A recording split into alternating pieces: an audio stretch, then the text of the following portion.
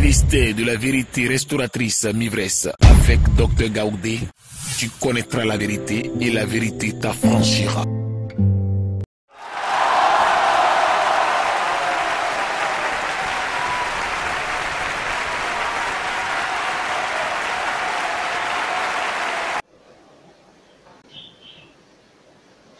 Amen. Je vous salue dans le nom de Jésus-Christ de Nazareth.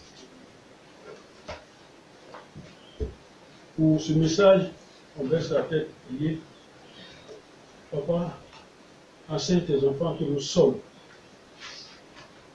Parce que c'est ta parole est la vérité. Enseigne la vérité à tes enfants. Viens prendre la place maintenant que je me fasse Seigneur. Et que toi-même tu parles à tes enfants. Donne-nous le message d'aujourd'hui, Papa. Au nom de Jésus. Amen. La parole de la part de l'Éternel est tirée du livre d'Exode, chapitre 3, versets 9 à 12. La parole venant de l'Éternel est tirée d'Exode, chapitre 3, versets 9 à 12. Je lis la parole de Dieu. Et la parole de Dieu dit, Voici, les cris d'Israël sont venus jusqu'à moi. Les cris d'Israël sont venus jusqu'à moi. Et j'ai vu l'oppression. Et j'ai vu l'oppression que leur font souffrir les Égyptiens. Maintenant, va, je t'enverrai auprès de Pharaon. Et tu feras sortir d'Égypte mon peuple, les enfants d'Israël. Et tu feras sortir d'Égypte mon peuple, les enfants d'Israël. Moïse dit à Dieu. Verset 11. Moïse dit à Dieu. Qui suis-je pour aller vers Pharaon? Qui suis pour aller vers Pharaon? Et pour faire sortir d'Égypte les enfants d'Israël. Et pour faire sortir d'Égypte les enfants d'Israël. Dieu dit. Dieu dit. Je serai avec toi. Je serai avec toi. Ceci sera pour toi. Et ceci sera pour toi. Le signe que c'est moi qui t'envoie. Le signe que c'est moi qui t'envoie. Quand tu auras fait sortir d'Égypte le peuple. Quand tu auras fait sortir d'Égypte le peuple. Vous servirez Dieu sur cette montagne. Parole de l'Éternel. Amen. Amen. Et donc la parole d'aujourd'hui, c'est de Exode chapitre 3, verset 9 à 12. L'Éternel veut te parler, l'Éternel veut nous parler. Parce que nos hommes en ont besoin. Et donc voici une histoire vraie qu'un peuple a vécue, Israël. Et Dieu a dit à Moïse, mon peuple est opprimé et souffre en Égypte. Mon peuple est opprimé et souffre en Égypte. Et Dieu dit, il a entendu leurs cris. Et l'Éternel envoie Moïse pour faire sortir son peuple Israël de l'Égypte. Et Moïse, voyant la puissance de Pharaon, il s'oppose, il hésite, il s'oppose. Parce qu'il voyait la puissance de Pharaon. Et Dieu l'Éternel, il rassure Moïse, le rassure dans le verset 12 de notre texte, il rassure Moïse. L'Éternel dit à Moïse, je serai avec toi dans cette mission. Amen. Et notre verset 12. Et voici donc présenté l'histoire à partir de laquelle l'Éternel va nous parler ce matin. Voici ce que l'Éternel veut te dire, veut me dire aujourd'hui. Alors de ce texte, l'Éternel tire une commission pour toi, pour nous. Et c'est une commission importante pour toi, pour nous. Et cette commission-là est le thème de ce message. Et c'est à travers cette commission que l'Éternel va te parler ce matin. L'Éternel veut te parler aujourd'hui. Et le thème c'est « Je sortirai de l'Égypte parce que Dieu l'a dit ». Je sortirai de l'Égypte parce que Dieu l'a dit. Que représente l'Égypte dans la Bible? Quand la Bible parle d'Égypte, Égypte, qu'est-ce que l'Égypte représente dans la Bible? L'Égypte fut une terre de servitude pour Israël, le peuple d'Israël. L'Égypte était le symbole de l'esclavage. Toi qui m'écoutes aujourd'hui, où es-tu actuellement? en Égypte, où sont tes biens et ton bonheur?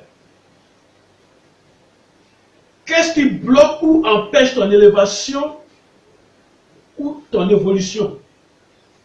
Qu'est-ce qui bloque? Regardons ce que nous vivons. Écoute-moi bien, regardons ce que nous vivons. Regardons ce que nos églises vivent. Regardons ce que l'église vit. Tu es chrétien. Est-ce que tout va bien? En tant que chrétien, est-ce que tout va bien? La chrétienté n'est pas une condamnation qui détruit. Est-ce que tout va bien en tant que chrétien pendant un certain nombre d'années? Toi qui m'écoutes, tu as 20 ans, 10 ans de christianisme, est-ce que tout va bien? Peux-tu glorifier ton Dieu? Ceux qui sont dehors peuvent dire, ceux qui sont hors de la bergerie, est-ce qu'ils peuvent dire, ça c'est Dieu? Est-ce que tout va bien dans ta vie? Es-tu heureux? Es-tu libre? Es-tu affranchi? C'est pourquoi aujourd'hui je te demande une attention toute particulière, une attention religieuse. Le terme dit, je sortirai de l'Égypte parce que Dieu l'a dit. Je sais une chose, et c'est qui alimente ma foi. Et je veux que ce soit ainsi pour toi qui m'écoutes. La Bible dit, et c'est l'Éternel qui te parle et qui nous parle, la Bible dit, j'annonce des choses, j'annonce dès le commencement ce qui doit arriver. Dieu n'est pas surpris de tout ce que tu vis, je vis, ce que nous vivons. Il dit, j'annonce dès le commencement ce qui doit arriver. Ce qui doit arriver, Dieu annonce ça déjà, Dieu sait. Il dit, et longtemps d'avance, ce qui n'est pas encore accompli, ce qui n'a pas encore été fait, longtemps d'avance, Dieu annonce ça. Et je dis, et puis mes arrêts subsistent. Dieu dit, j'ai dit, et mes arrêts subsistent. C'est-à-dire, ce que lui, Dieu, il a arrêté de faire, ce qu'il va faire, il a décidé de faire, cette chose-là, ça subsiste. Quelle que soit ta puissance, quelle que soit ton élévation, quels que soient tes moyens, contre ce que Dieu lui a décidé, tu ne pourras rien. Ça va s'accomplir, ça subsiste, et ça va se faire.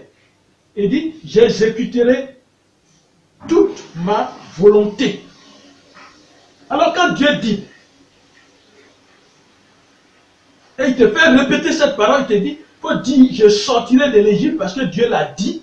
C'est parce que Dieu a dit à Moïse déjà. Dieu l'a dit. Et tu connaîtras ton Égypte aujourd'hui. Amen. Et l'Éternel nous précise comment il gère sa parole. Il dit, je veille sur ma parole pour l'exécuter. Jérémie 1, verset 12. Moi, Dieu, quand je dis quelque chose, je le fais. Et je veille sur ce que j'ai dit, c'est-à-dire, je suis ma décision. Je continue ma décision, je suis ma décision jusqu'à son accomplissement. Il n'est pas l'homme. L'homme, lui, il dit, il décide, mais il ne suit pas ce qu'il a décidé, ça ne se réalise pas. Amen. Alors l'Éternel a parlé à un prophète, le prophète Ésaïe. Il a dit dans Ésaïe 55, verset 11, il a parlé à Ésaïe, il dit, de la même manière que la pluie tombe, et puis fait germer, de cette même manière, ma parole qui sort de ma bouche ne retourne pas à moi sans exécuter ma volonté. Ce que je veux, quand je le dis, c'est Dieu qui parle, ce que je veux. Quand je le dis, ça doit se réaliser, ça va se réaliser. Quand Dieu dit quelque chose sur ta vie, tu vas écouter ce matin. C'est Dieu qui veut te parler sur ta vie. C'est Dieu qui veut te donner une révélation. C'est Dieu qui veut te parler à travers sa parole ce matin. Ce qu'il dit, accepte-le. Ce qu'il dit, ça va se réaliser. Et c'est ce Dieu qui te parle aujourd'hui. Et c'est ce Dieu qui te dit, tu sortiras de ton Égypte aujourd'hui. Au nom de Jésus. Amen. Amen. Tu sortiras de ton lieu de détention au nom de Jésus. C'est ce que ça veut dire. Tu sortiras de ton esclavage au nom de Jésus. Amen. Amen. Alors, suis-moi bien. Dieu te promet quelque chose. Et j'ai là une boîte d'allumettes que tu vois très bien. Une boîte d'allumettes. Regarde là. Elle est vide. Une boîte d'allumettes. Je mets dans son fourreau. C'est une boîte d'allumettes. Voilà. Et tu la connais très bien. C'est une boîte d'allumettes. On allume le gaz avec, la cigarette et tout ça. Voilà. C'est une boîte d'allumettes. Mais elle est vide. Amen. Amen. La boîte que je te présente, elle est vide. Il n'y a pas de bichet d'allumettes dedans. Mais maintenant, ces allumettes-là, les allumettes, les voilà. Les bichets d'allumettes, je les mets dans la boîte. Suis-moi très bien. Je les mets dans la boîte. Et donc, ces bichets d'allumettes, tu ne les vois plus. Elles sont dans la boîte. Elles sont enfermées dans la boîte. Et dès cet instant, la boîte devient propriétaire des bichets d'allumettes. Est-ce que tu me suis? Dès cet instant, la boîte, elle devient propriétaire des bichettes d'allumettes, des allumettes qui sont dedans. Amen. Alors, quel est le rôle? Quel est le travail des allumettes qui sont dans la boîte? Les allumettes que tu vois, quel est le travail? Le travail, c'est que la boîte s'ouvre. On ouvre la boîte et on allume un feu avec ça. Amen. Et on allume le feu. Amen. Amen.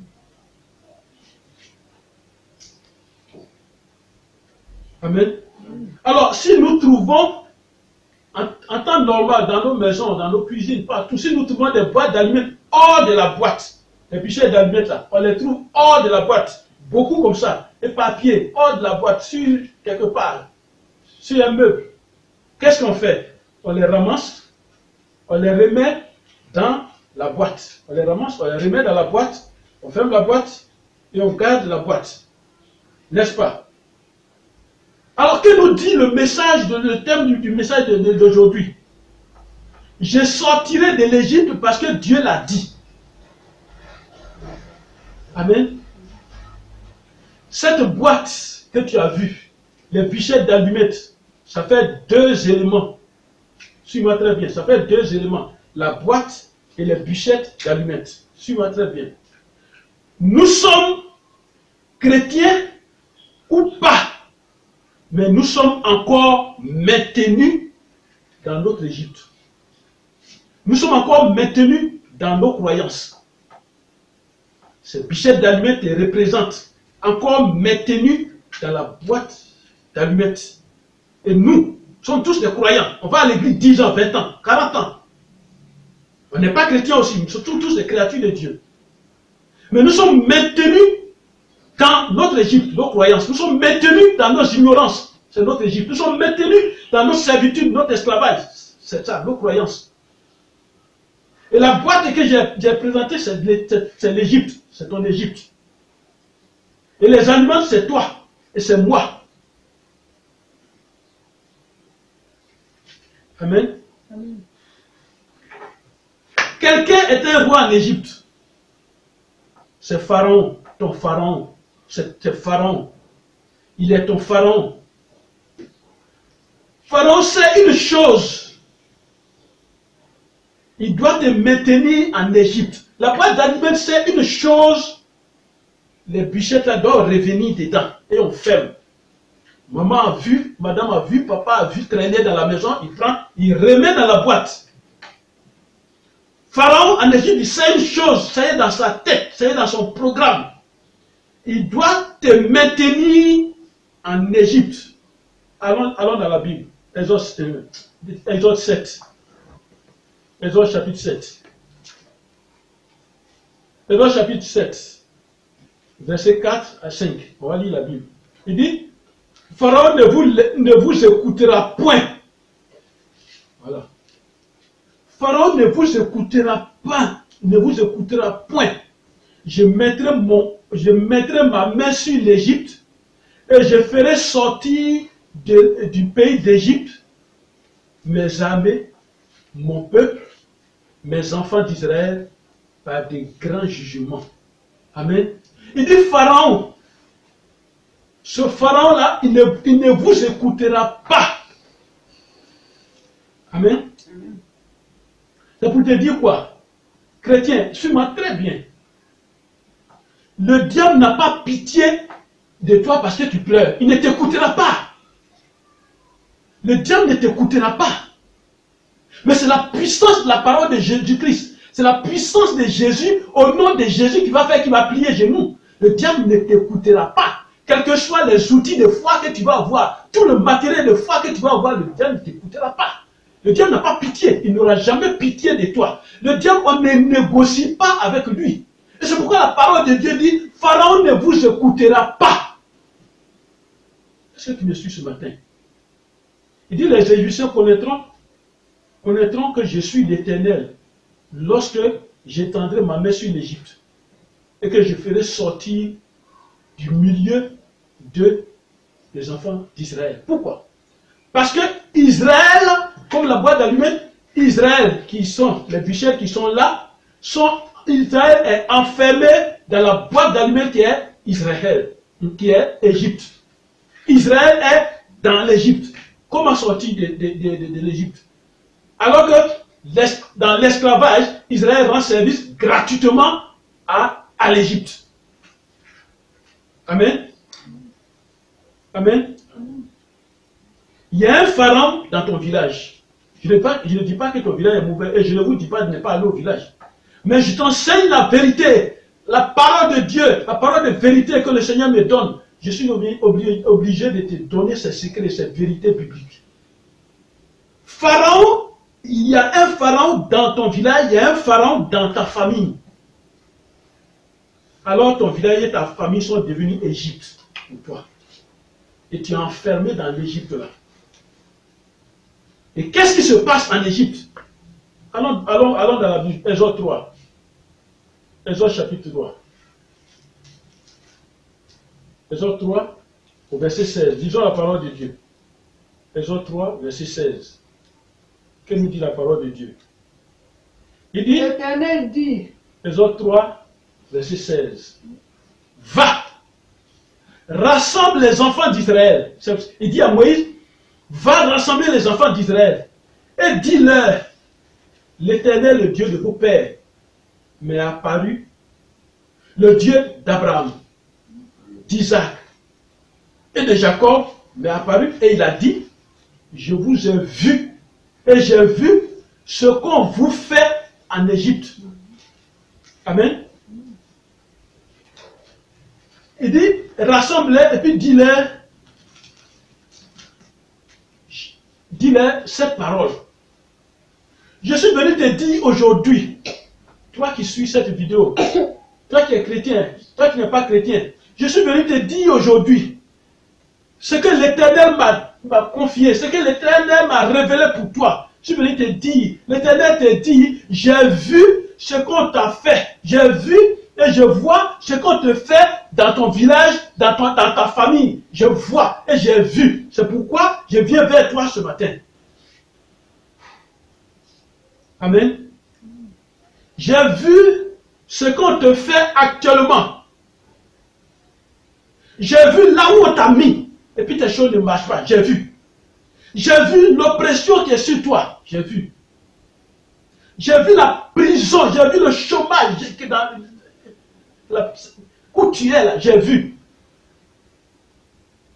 Et l'Éternel te dit, j'ai vu ta souffrance qui est devenue une prison. Comme l'exemple de la boîte d'allumettes. J'ai vu ta souffrance qui est devenue une prison. J'ai vu. Et tu es dans cette prison. J'ai vu. J'ai vu donc ton esclavage. Amen. L'Éternel te dit, j'ai vu que tu fais des efforts pour réussir dans la vie. Mais tous ces efforts-là sont vains. J'ai vu. L'Éternel t'a dit, j'ai vu l'oubliette dans laquelle on t'a déposé. J'ai vu, je vois. Est-ce que Dieu qui a fait les oreilles n'entend pas?